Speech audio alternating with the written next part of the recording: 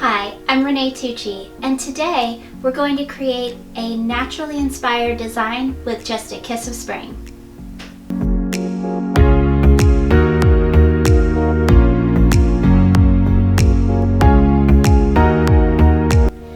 Okay, so let's start with our vessel. I have here a pretty unique vase. It's sort of a vase basket combination, if you will. It's a woven vessel that is, of course, not watertight. This is all rattan material. It does have a wire mesh top that adds a decorative flair, but again, not watertight. I'd like to use this vase, but I want to add flowers, so it needs to be able to hold water. So to do that, I'm just going to take an everyday, ordinary vase. I've already filled it with water, and I'm just going to drop it right inside our vase basket. That's what we'll call it. And there you go. It fits right inside, and that's going to hold all of our stems and keep everything hydrated. So our vase is now filled with water. I have gone ahead and I have enhanced this vessel already. We're going to be using raffia, which is a natural material. I thought it blended really well with the rattan of the basket. So I went ahead and I created some bands of the raffia on the basket. And I varied where the knots are placed. So this is just a decorative treatment to create some unity between what's going to be happening up top and what's happening on the container. So that's that part.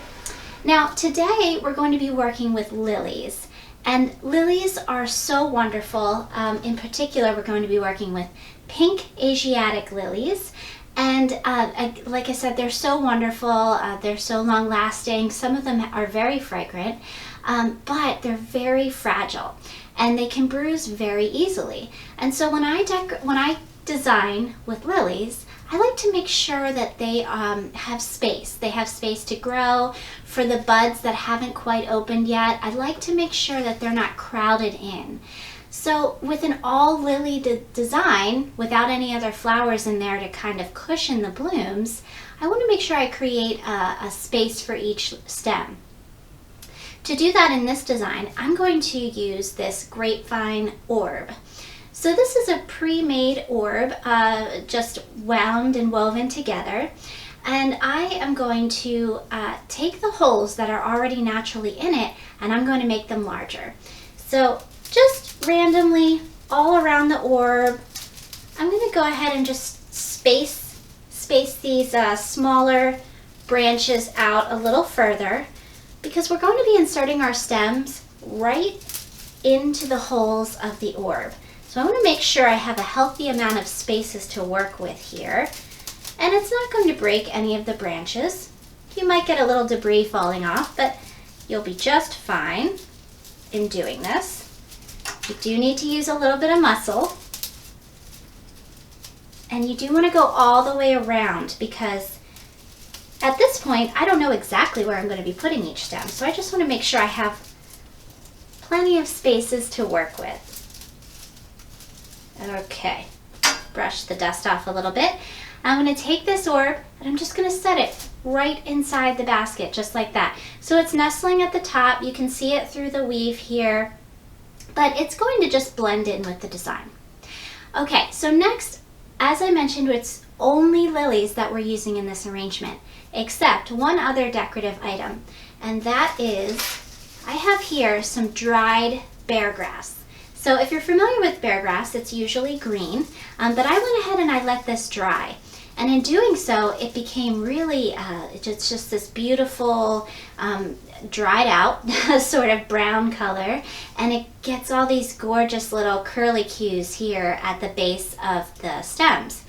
So I want to use clusters of this. I've already gathered a grouping of them, and I'm going to just tap it out so I have all the ends at the same place. Then I'm going to take here's one more piece. I love these curlicues. I don't want to miss a single one.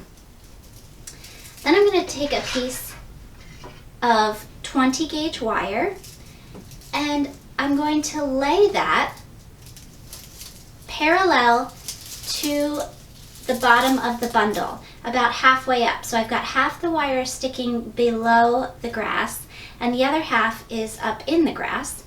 And I'll take that top half, bend it down, and just wrap. So I'm just wrapping the wire around both the bundle of grass and the bottom half of the wire that's sticking through. And that's how we're going to create a stem, so to speak, for our bundles of grass. And I have them, several more of them already pre-done here. So I'll pull these out. And now I'm just going to add these into our orb vase combination here and create a round, pleasing look.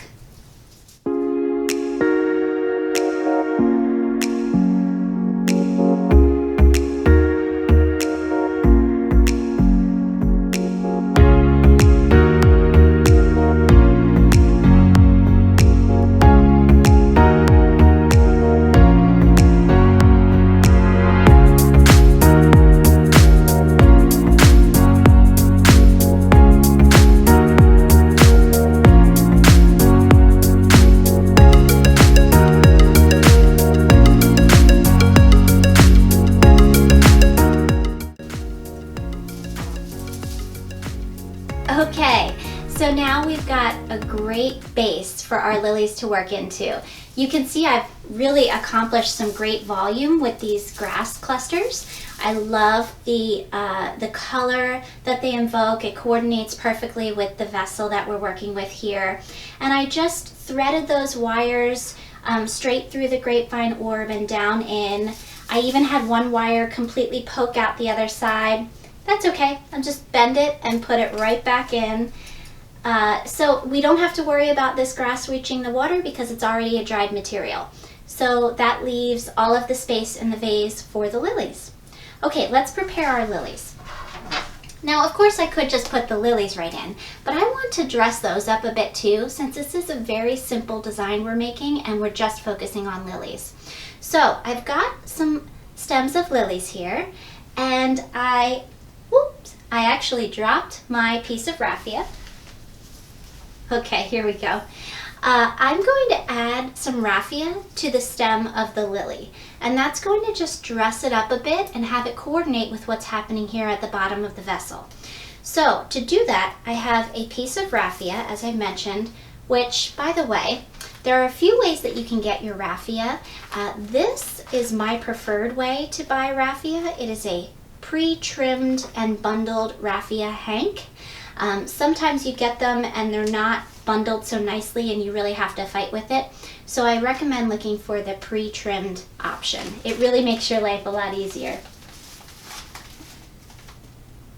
Okay, so I've got a piece of raffia here and I want to wrap it around the stem, but I don't want to use any extra mechanics to hold it in place.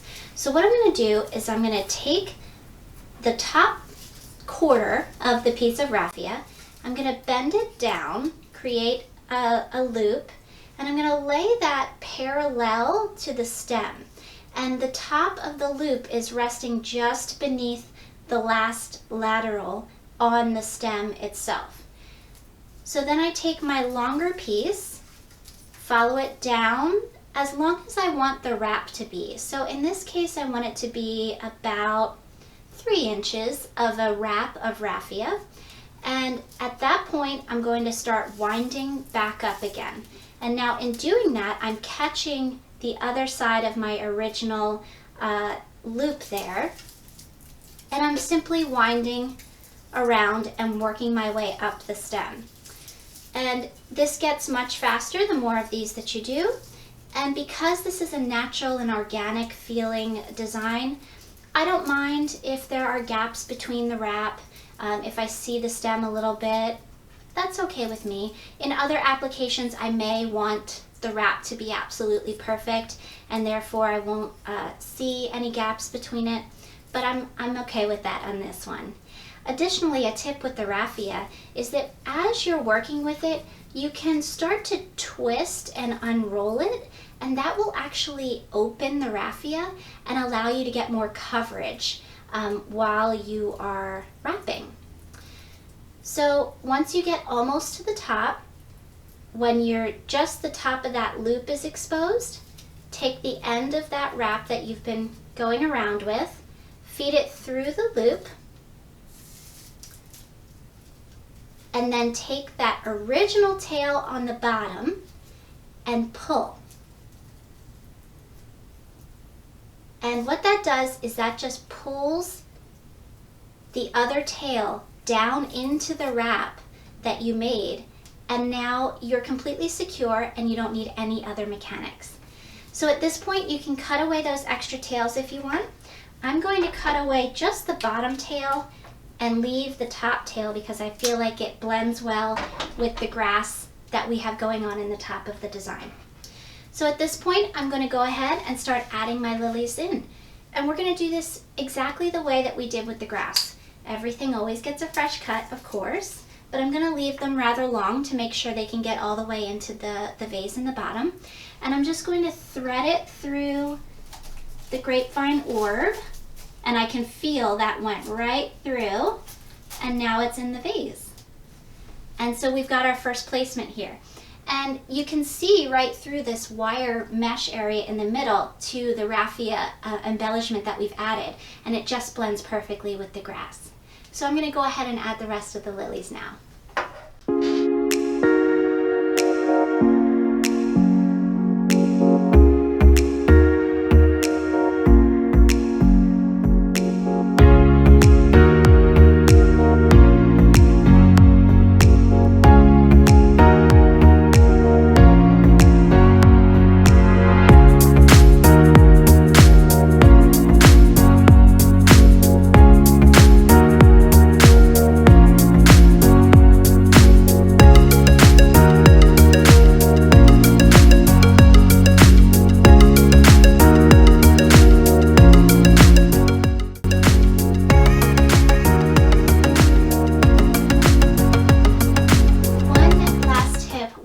Working with lilies.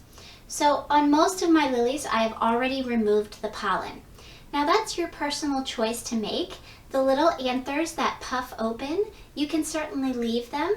I tend to remove them because I move my flowers a lot, and if the pollen touches the petal of the lily, it will leave a stain, and I would rather not worry about that. So to remove them, right before they puff is the best time to get them. So just as the lily is starting to open, you can just reach inside, grab them, and give a firm tug, and they'll pull right out.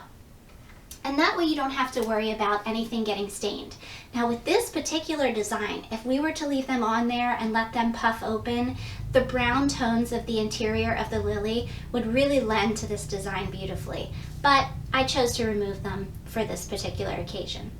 Now as I'm adding this last stem in, you'll notice I'm twisting the stem as I'm inserting it through all the layers here, just to make sure it goes through. And I'm even making use of the side wire areas. I've added some lilies in on the side. You just want to make sure in this particular occasion that you're getting as much of a vertical angle as possible so that you're really getting down into that vase inside. So let's see where I need this last one. It looks like it might go well right here. So I'll do a fresh cut. And I'm looking at my lily before I add it in, and I'm deciding, do I want this lily to face out, or do I want to turn it and have this one facing out? In this case, the more open bloom is what I'm going to choose to face out, and I'm going to add it into the side, peeking ahead to make sure that I've got an open area in the grapevine to feed it into, and just giving that a gentle push, if you will, into the vase. Oops, I don't have enough of a vertical angle here, so I'm going to go ahead and pull that out and adjust and put it in a little bit more on the interior so that I can make sure it's down into the water. There we go. Now she's through. We'll pull it all the way down, being aware of the other lilies that are already in the vase as we add it in. As I mentioned, the lilies are very fragile, and that's why I chose to put the grass in first. That way I don't have to now go back through and try to feed the grass in after the lilies are in. That could really increase the chances of bruising on the lilies.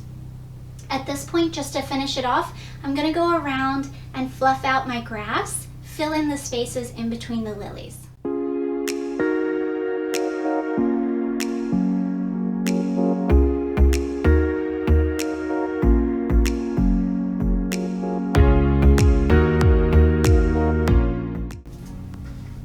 Okay, so our lily arrangement is finished. It's definitely more of a unique design, but it is really kind of perfect for a winter, getting into springtime.